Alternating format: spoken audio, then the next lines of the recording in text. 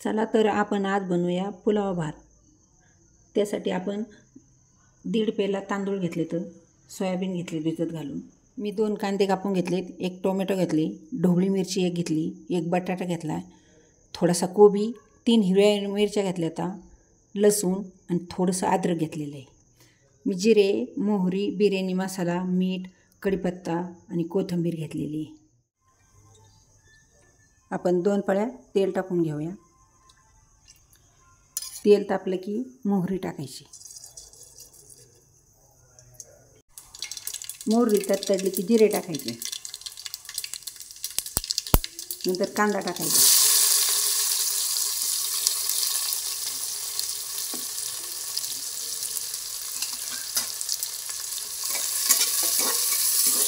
कांदा तांबूस कलरवर परतून द्यायचा।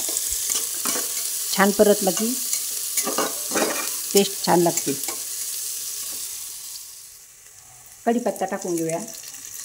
हिरवी मिरची, अद्रक आणि लसूण याची पेस्ट बनवलेली आपण ती टाकून घेऊया। हे छान हलवायचं। मी मसाल्यातले 3 चमचे बिर्याणी मसाला टाकला,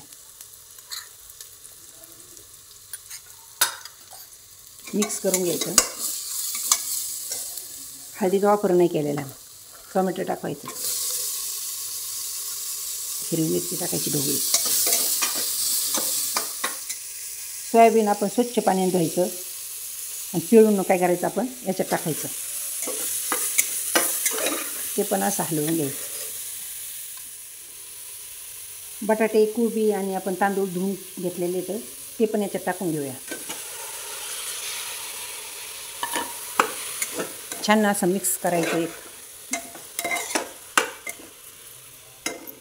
वरतून कोथिंबीर टाकायची लगेच। आपण तांदूळ आहेत ना 1.5 पेला घेतलेला आहे, त्याच्यामुळं मीठसुद्धा आपण काय करायचं 1.5 चमचाच टाकायचं आहे।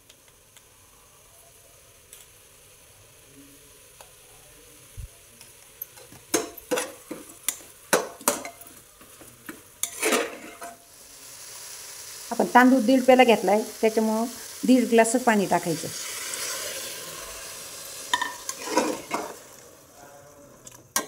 आणि 2 शिट्ट्या झाल्या की तिसरी शिट्टी होणच द्यायची नाही, लगेच गॅस बंद करायचा।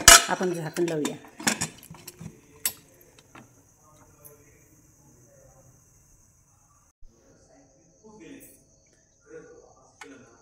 कुकर थंड झालेला आहे, आपण खोलून पाहूया।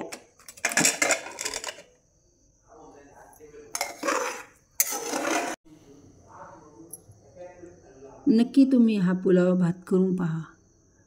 कमेंट आणि लाईक करायला विसरू नका।